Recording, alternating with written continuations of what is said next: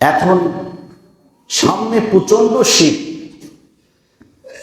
আল্লাহ রব্বুল আলামিন ইচ্ছা করলে দিতে পারে, আমরা জানি না। এই শীতে যারা মধ্যবিত্ত আছে, যারা ধনী শ্রেণীর আছে, তাদের পোশাক লেপ খেতা কোনো কিছুর অভাব হবে না, আমরা রাখবো না।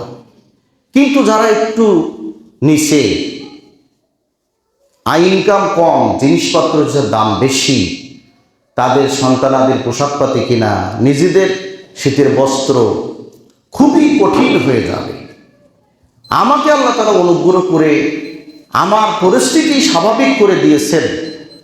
আমার দায়িত্ব হলো আমার প্রতিবেশীর ছেলে, আমার ছেলে শীতের পোশাক পরুক, অন্তত প্রতিবেশী যে থাকবে সে পোশাক বিহীন শুধু শীতে কষ্ট পাবে, এটা হতে পারে না, এটা হতে পারবে না। এজন্য রাসূল সাল্লাল্লাহু আলাইহি সাল্লাম বলেছেন, সহিহ মুসলিম 2699 নম্বর হাদিস, আবু হুরায়রা রাদিয়াল্লাহু আনহু বর্ণনা করেন, রাসূল সাল্লাল্লাহু আলাইহি ওয়াসাল্লাম বলেছেন, মান নাফাসা আন মুমিনিন কুরবাতুন মিন কুরাবিদ দুনিয়া, যে ব্যক্তি কোন মুমিনে দুনিয়ার কোন মুসিবত, দুনিয়ার কোন বিপদ মিটিয়ে দেবে,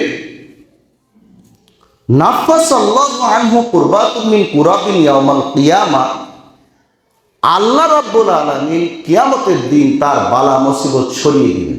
সুবহানাল্লাহ। দেখেন, দুনিয়ায় আপনি কোন মুমিনের, মুসলমানের বিপদ সরিয়ে দিচ্ছেন, আর কাল কিয়ামতের ময়দানে বাবা সন্তানের চেনবে না, সন্তান বাবারও না, নবীরা পর্যন্ত ইয়া নাফসি করবে।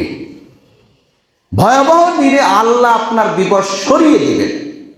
ওমান ইয়াসসারা আলা মুসিরিন ইয়াসসারাল্লাহু আনহু ফিদ দুনিয়া ওয়াল আখিরাহ, যে ব্যক্তি দুনিয়াতে কোনো অসহায় দুস্থ লোকে দুরবস্থা দূর করে দিবেন, আল্লাহ রাব্বুল আলামিন তাকে দুনিয়া ও আখিরাতে দুরবস্থা দূর করে দিবেন। সুবহানাল্লাহ।